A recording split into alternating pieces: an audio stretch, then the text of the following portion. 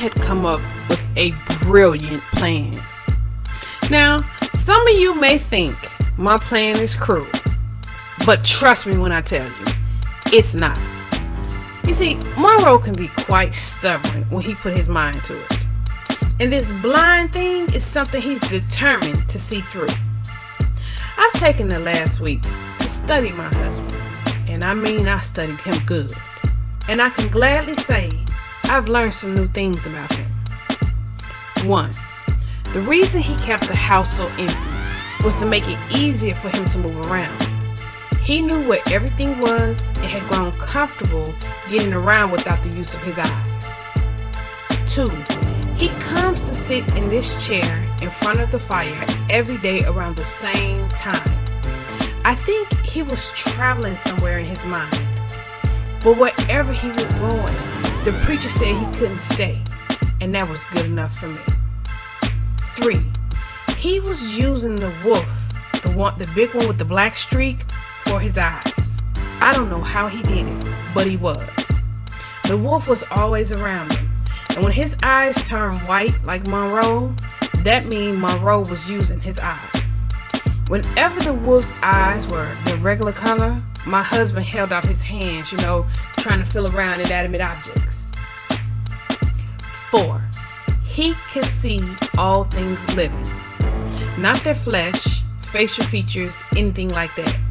He saw the life that flowed through the veins. He could tell whether you were good or bad. I'll tell you what I mean. The other day, while we was at choir practice, there was a bit of ruckus in the street. We all came out the building to see what was going on, and we were surprised to see a huge number of people coming through the gate, being led by a fierce man whose eyes, surprisingly enough, reminded me of the way Monroe's used to be. In the corner of his pupils was a little white speck, like how Monroe's was when he was younger. He was a slightly older man, maybe, if I had to guess, Gideon's age, if Gideon was still alive, how old Gideon would be. I would later find out that this man's name was Justice. But oh boy, did it hit the fan before it got to the point of exchanging names. He was at the gate speaking with the judge. Standing real close to the big man was a beautiful little lady who stood right up under him as if she was afraid to leave his side. She looked around at all of us with a mix of awe and caution on her pretty face. But it was something about her that made me smile.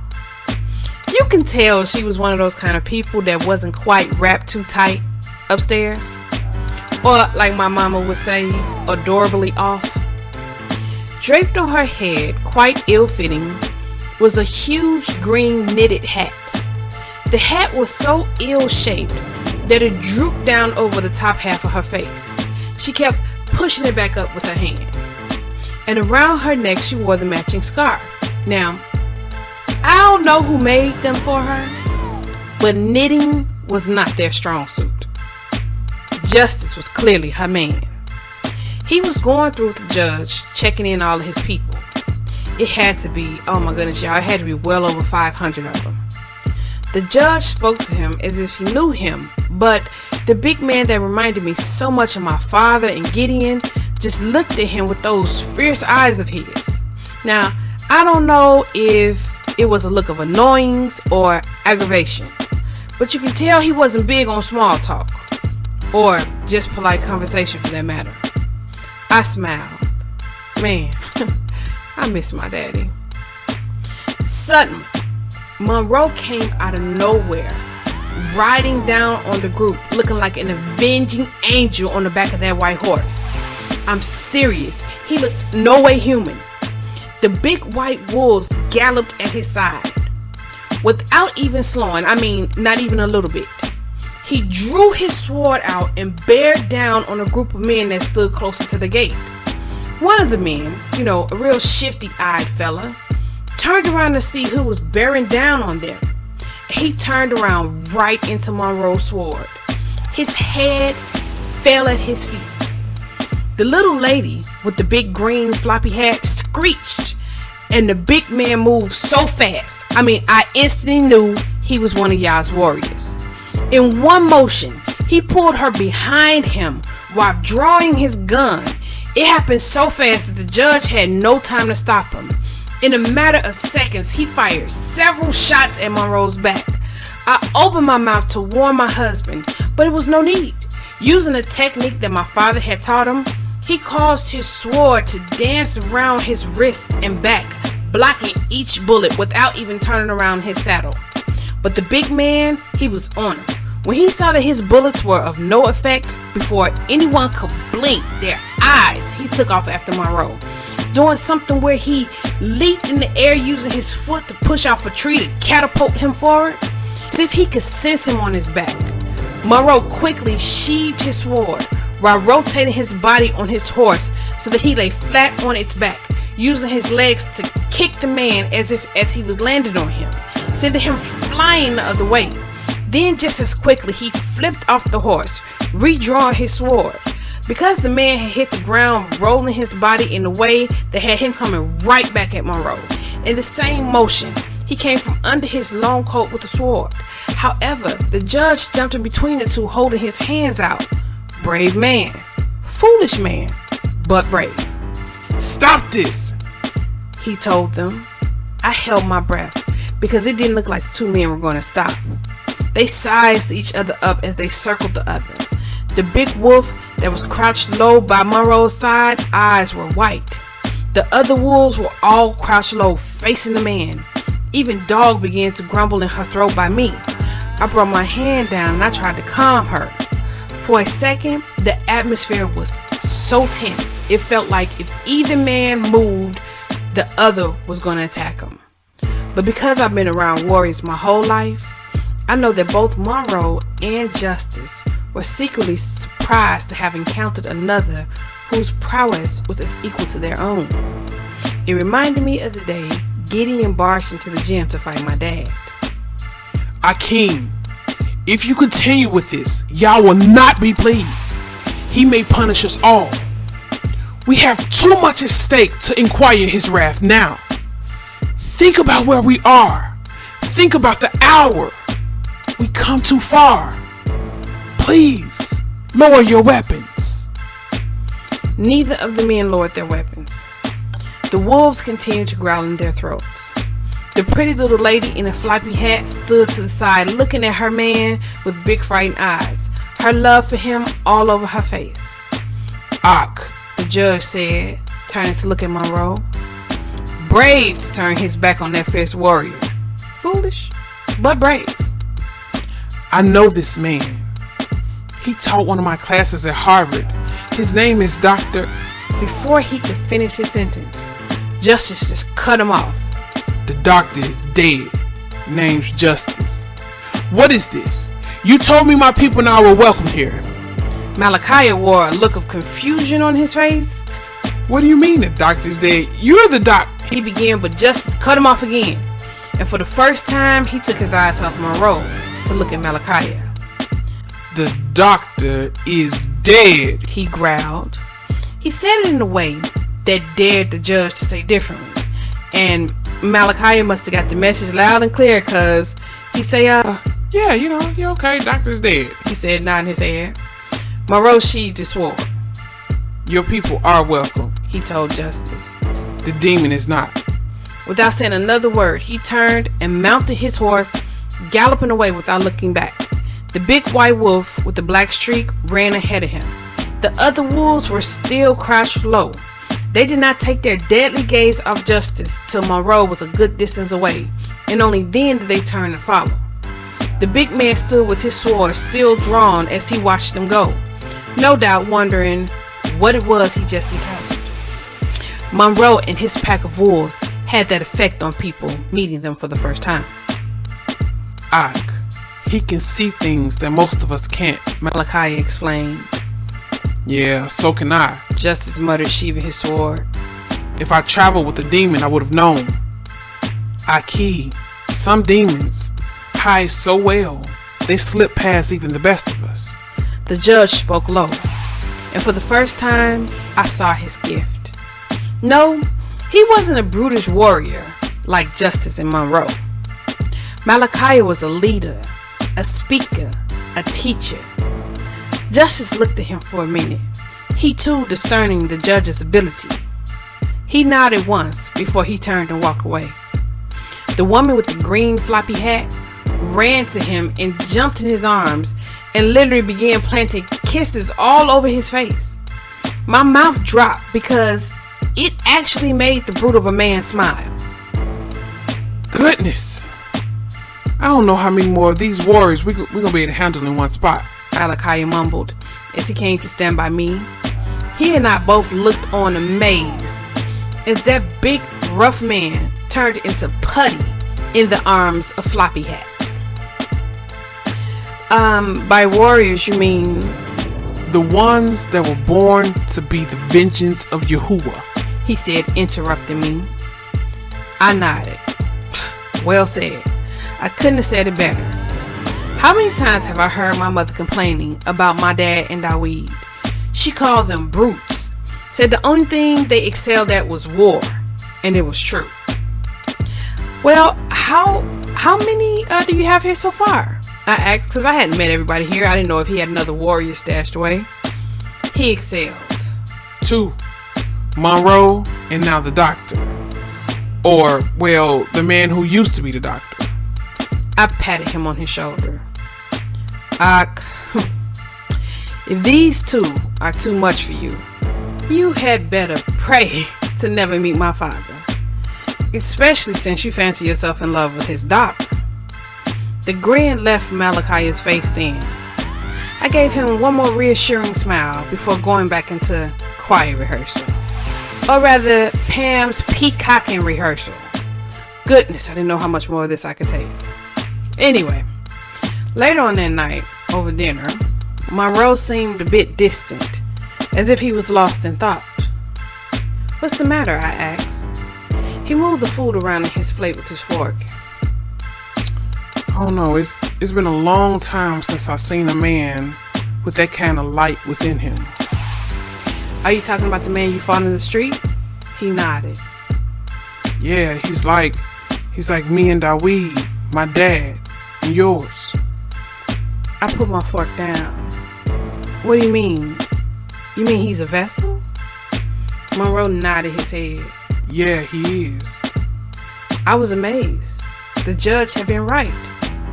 I had not met another man outside of the ones Monroe had mentioned who had the spirit fall upon them like that. Well, maybe except for the preacher, but nobody really knows exactly how much of Yah's spirit the preacher could hold. What does that mean? I asked him. It means that we're getting closer. The time draws near. He looked up at me then with that white gaze. The time draws near. Later that night, he and I ended up sitting outside on the mountain peak overlooking the sea. Reminded me of how we used to sit on the rooftop of the gym overlooking the ghetto. I asked him what all it was about men that he could see with his eyes. Believe it or not, my vision has improved a bit. He reached out and took my arm. I had to bite my lip to keep from moaning when he gently began to trace my veins with his rough finger.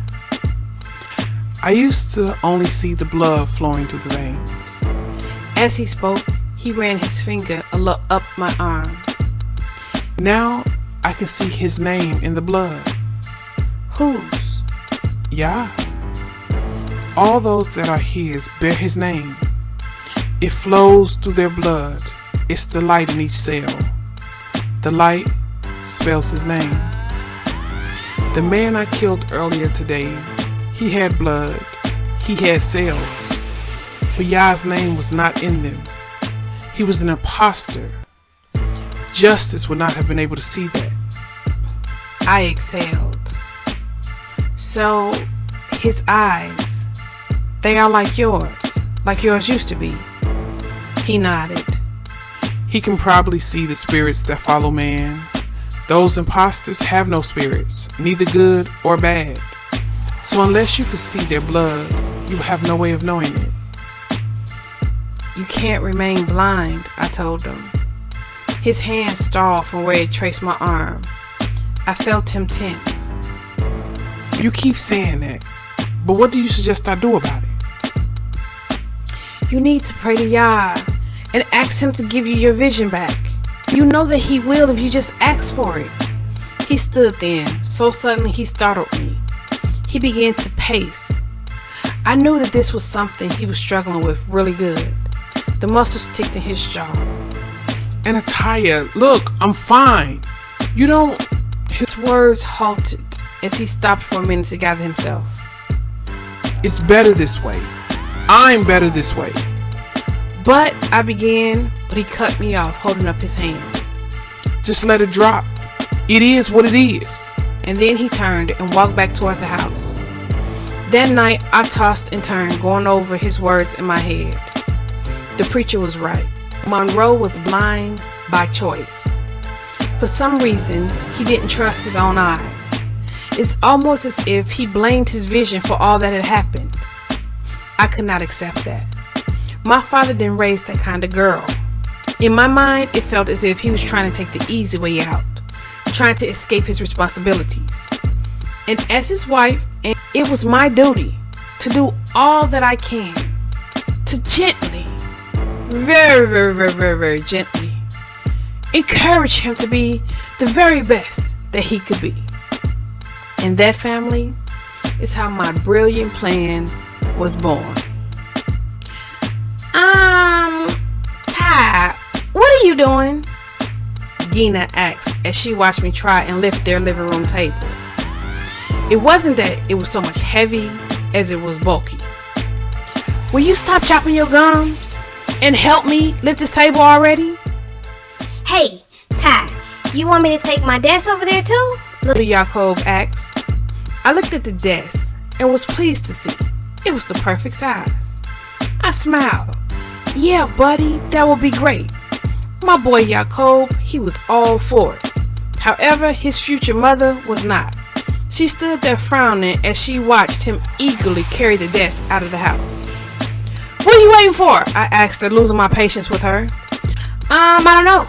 Maybe for you to explain to me, why are you taking all my employer's furniture next door? She was killing me.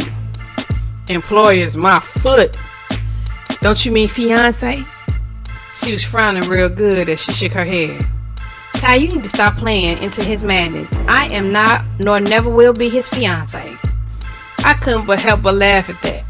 My little sister was delusional. She was all but gotten. The other night, her and the judge and little Jacob had come over for dinner. That night we had a good time laughing and telling the judge about some of the wild things Monroe used to do. Most of which Monroe pretended like he didn't remember. Crazy boy. He know he was a clown when he was younger. Anyway, I digress. Genia offered to straighten up the kitchen after dinner. And of course, the judge offered to help her. I don't know, maybe about 20 minutes later, I walked in the kitchen to see him whispering something in her ear that had her just giggling. He even had his arm around her waist, holding her close as he said something to her that was probably not fit for other company to hear. I shook my head as I eased back on out. She talked a good game about their relationship being purely professional, but he was wearing her down. She didn't even know how dangerously close she was to giving in to him. The right night, the right moment, the right look, bam! Before you know it, you got the fever. And the only thing on your mind is cooling it down, baby. You just trying to change the subject. You taking all this man furniture out of his house. You even got Jacob participating in your madness. First of all, I'm not taking it all. Just a few pieces. And second of all, he told me I was welcome to anything y'all had over here, including his new slave's back. Now bend it and help me lift this table. She rolled her eyes, but she finally helped me. When we got to the table next door, she came up short at the sight of Monroe sitting in that chair in front of the fire, the big white wolf by his side. Are you sure he can't hear us? She asked as she walked over by him and gently poked him in his neck just above the tattoo. Will you stop? I said, moving her hand. Before you mess around and wake him up, ruining all my plans. She put her hands on her knees and she bent down to look into his face. He looked awoke to me. I walked to the other side of him. Goodness, this man was so handsome. I mean, yeah, he woke. He's just not here. Where he at? I looked at her as if she was silly.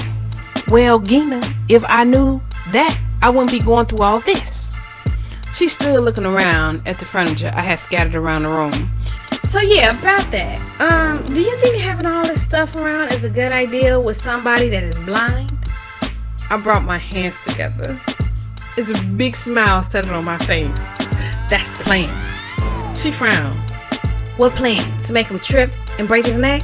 I nodded. Yeah, isn't that great? Her frown deepened as she stared at me. Very slowly, she shook her head as if I was daft. You know, when I was young, I couldn't understand what Dawee meant when he said you two had this crazy, drama-filled kind of love for each other. You know, there's something wrong with the both of you. I waved her opinion away. She didn't know what she was talking about. This plan was excellent. I had gathered several more items from their house, and then I had her help me lift the big wolf and put him on a dolly. I don't know about this, she said as we both strained to pick the big joker up without jarring him too much. Gracious, this fellow was heavy dead weight. Where in the world did he and Monroe go where they were completely out of body like this? I had never seen anything like it. Very carefully, we wheeled him out the house and down to the beach. For my plan to be successful, I needed to take away all my husband's crutches. You just gonna leave him here? She asked. No, I'm gonna leave him some distractions. I put several pieces of the jerky around him so that when he woke up to see them, you know, he'll be busy and buy me some time. Okay, gotta go, I told her as I sprinted back up to the house. I was so excited about my plan, I was damn near giddy. I had arranged the furniture in a masterful obstacle course. Masterful. I mean, just think of any obstacle course you've seen out there. Yeah, it didn't have nothing on mine. And I was pretty impressed with the end results. It didn't matter on which level he tried to move, there would be something in his way. By the time he got halfway through my little course, he would hit his knees and have a little talk with the father about his vision. Now, for the coup de grace. I went upstairs and I showered, and after moisturizing my skin, only put on my pajama bottoms, leaving my top half bare for now. Now, I know what you're saying. Goodness, Ty, what in the world do you have going on in that head of yours? Desperate times call for desperate measures. Now keep in mind, this is my husband. I mean, yeah, we're on rocky ground, but we're still in a binding marriage before the eyesight of Yah. When I got back downstairs, I placed my shirt on the rail, and after taking a deep breath, walked into the living room, carefully dodging all my little booby traps. Dog and the other wolves all lay on their paws looking at me. They had all come in. It was wolves upstairs. They all came to gather around, curious to see how this was gonna go down. And I know they was curious because none of them went out to the beach to try to help their boss. I brought my finger to my lips, shushing them. Dog lifted her ear as if to tell me, "Go get it on, we quiet."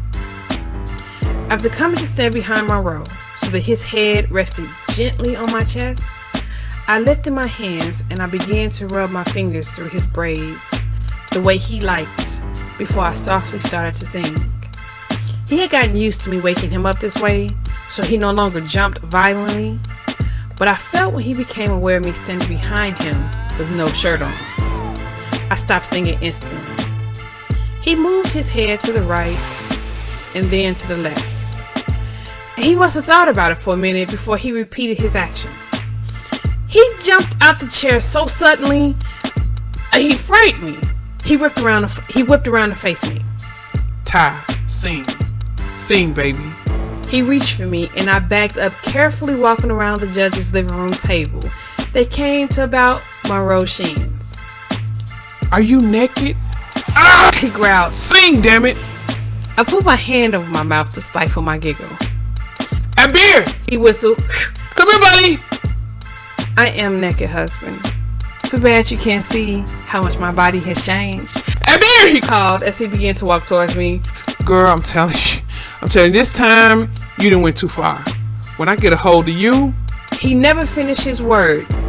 His shin hit the table and he yelled out as he went flying forward. Oh, I couldn't hold my laughter anymore.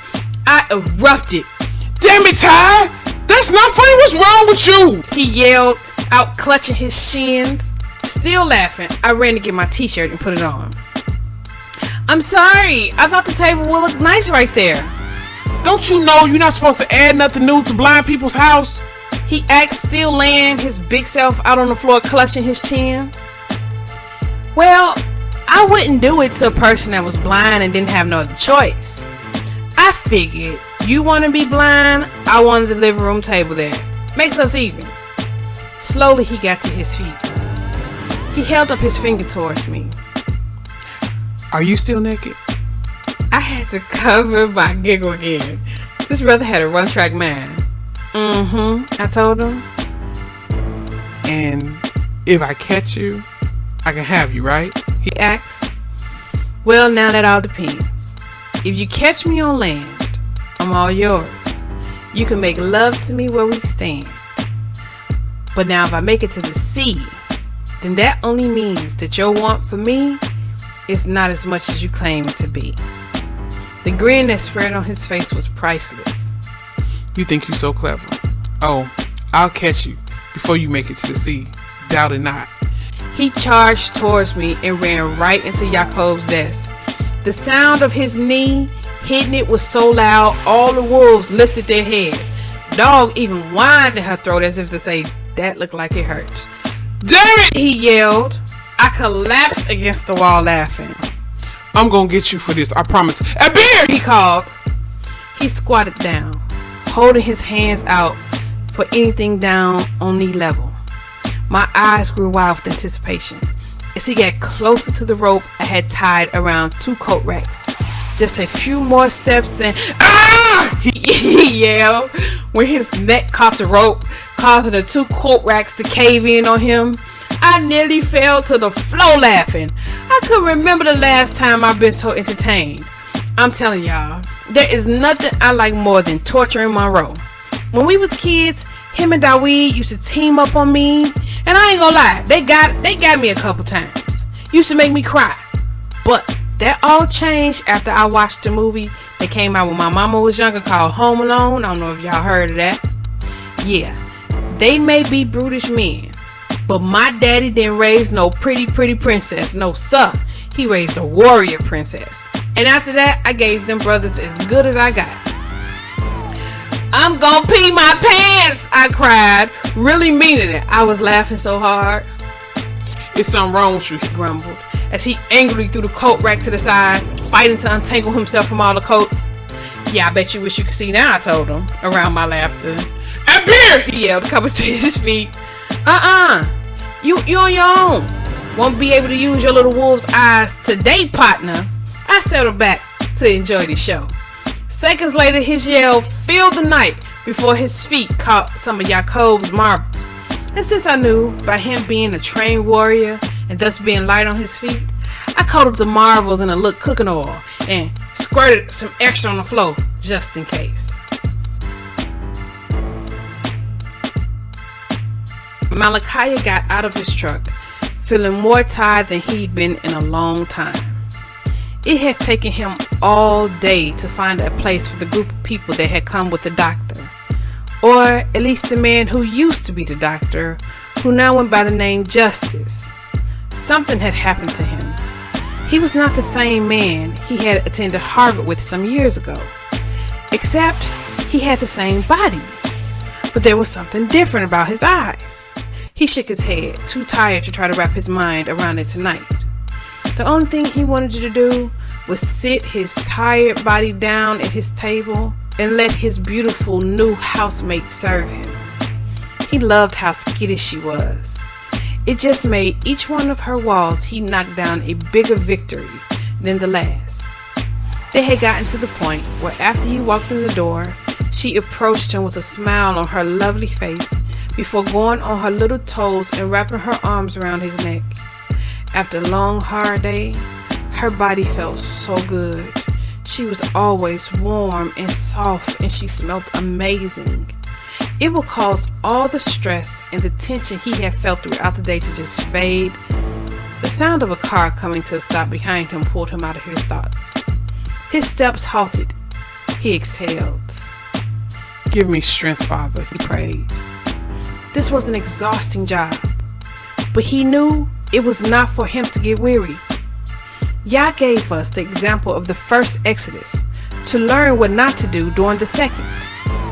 He inhaled and turned to greet his new challenge. Excuse me, Judge. Who are all those people crowded in my auditorium? Ema Hill said as soon as Pam helped her out of the taxi. Because gas was limited, a taxi system had been implemented to help folks get around town. The judge and the elders tried to encourage people to walk to where they had to go, unless they were like Ema Hill and Pam here traveling up the mountain that was a good distance away from the rest of the town, or for some reason unable to walk to where they had to go. In which case, they booked one of the taxis. Ema. Those are a part of a group of people that have just come. I'm sorry, but you're gonna have to find somewhere else to hold your... A loud yell pierced the night, cutting off his words. They all turned to face Monroe's villa. The masculine yell was so loud that Gina hurried to the front door, throwing it open. Oh, dear Yah, she over there torturing the poor man, she said as she stepped out on the porch. Malachi opened his mouth to ask who was torturing him when Monroe yelled out again before there was a loud crash. He took off at a sprint, quickly crossing the space that separated their homes. He didn't bother knocking, he just threw the door open and came up short at the sight that greeted him. When the judge burst in the door, the look on his exhausted face caused me to laugh harder. By this point, I had tears in my eyes watching Monroe Butt stumble through my little obstacle course. The whole time he was cussing and threatening to tie me up to the ceiling and hang me by my toes. Mal, help me, man. Monroe called, trying to get his foot out of the bucket of warm goo. I told him it was paint, but what it really was just warm water that had added a little powder to thicken it a bit. As he was bending down to try to remove the bucket, he triggered the bucket overhead, causing the warm goo to rain down on him. Damn it, Ty! Is that paint? He yelled, wiping it out of his eyes. I was roaring with laughter. Paint boy! I called him, teasing him, only making him madder. Woo, y'all, he was steaming. And I guess he must have said, forget it. Get caution, he was coming for me. And that's when he ran into the water hoses, 5 of them. His feet got tangled up and he went crashing to the ground. In his anger to get out the hoses, he only tangled himself up in more. And that's how the judge found him, trying to get out the hoses and the bucket while still wiping globs of goo from his face. Now, that powder caused that warm water to thicken even more than I imagined. And oh my goodness, I wish I had a video camera. This was pure entertainment. Pam, Gina, Little Yaakov, and Ema Hill stumbled in the door behind Malachi. By this time, y'all, I'm literally hopping around like a cheerleader, thrilled at my little obstacle course success. It had extended my expectation. Monroe! Pam cried, running to him. Pam, help me. He called, all pathetic like. She fell to the floor next to him, trying to untangle the hoses that I had positioned just right. What did she do to you? She cried as she managed to bury his head in her ample chest as she reached over him to try to pull the bucket off his feet. She torturing me, he whined. I rolled my eyes. Give me a break. Gina folded her arms, shaking her head. She knew Monroe, and she was not buying his helpless act. Sweetheart, do me a favor, he said, taking Pam's hand in his. Anything she cooed. I almost threw up. Take my hand and help me past all these booby traps she set up for me. And just help me get within inches of her. His words came to a halt. The hairs on my neck rose. He turned then to look at me, and the evil smile that appeared on his handsome face made mine disappear. Frowning, I turned to look around. Damn it! The big white wolf with the black streak had found his way back in. He stood at the entrance of the door looking in with that white gaze. The pathetic act that Monroe put on had faded like ice in a hot tub. He jumped to his feet. Oh, it's on, was all he said before he charged me, leaping right over the logs I had dragged in the house. Gotta go, I told our guest before I sprinted past the wolf. I could hear Dog galloping behind me. Pumping my legs, I hopped over the railing, decided to run down the mountain instead of taking the steps. Looking back, I nearly screamed. He was right behind me. The big white wolves next to him, the one with the black streak giving him his eyes. What's the matter, Ty? What? Why you ain't laughing now, baby? Monroe, stop playing! I yelled, afraid now. I needed to make it to the ocean, or else I was going to be making love to my husband. Nah, baby, I ain't playing. The prize is right within my grasp. That's what you think, I called back. Pumping my legs, I flew across the sand. The wolves galloped alongside of us. He was right behind me. I felt him reach out and grab my shirt. No, I yelled, managing to slip through his fingers. Yeah, that's right. Your girl fast. The water was just a few feet away. Come here, he growled before his arms wrapped around my waist. I went wild in his arms. He lifted me off my feet and we both fell back into the water. The wolves were so excited that whenever we surfaced, they only allowed us to suck in a little breath before they was pushing us back under. I couldn't help the laughter that bubbled up in my throat because for the first time since I've been here, I was hearing Monroe laugh. I mean, for real laughing.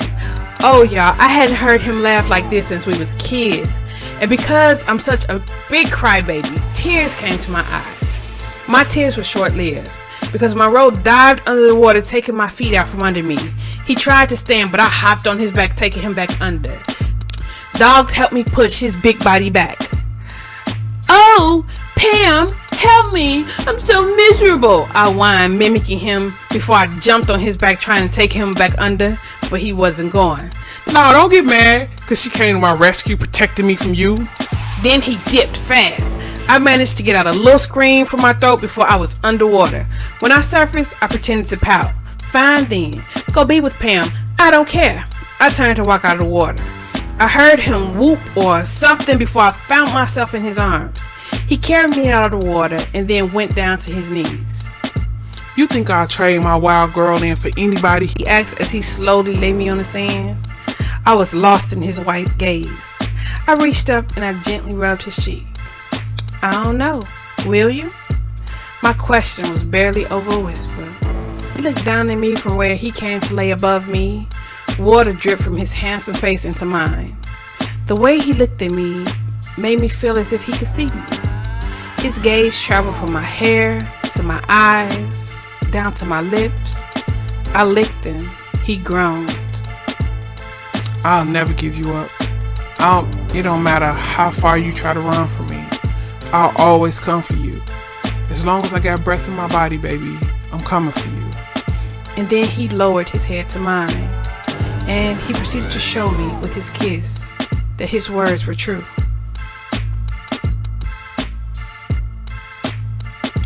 Genia, little Jacob, Emma Hill, and Pam hurried out the house after the two. Wait, the hill is steep! He yelled when Anatolia disappeared over the side of the rail, only to watch as Monroe followed, along with the pack of wolves. They all ran to the rail and looked down with their breaths held as Anatolia ran and leapt down that hill, managing to stay on her feet. Monroe was right behind her. Genia smiled when Ty hit the sand running. Yeah, see, my sister is a warrior. Y'all don't even know, she said as they all watched Monroe chase Ty across the sand. Yeah, she is, Malachi muttered, taking in how fast she ran with that charging warrior on her tail. Shoot, having Monroe barrel down on you like that would have broken down a weaker man. And yet, this woman was holding her ground. Stop playing, Monroe, she yelled before he grabbed her right at the water's edge, causing them both to tumble back into it.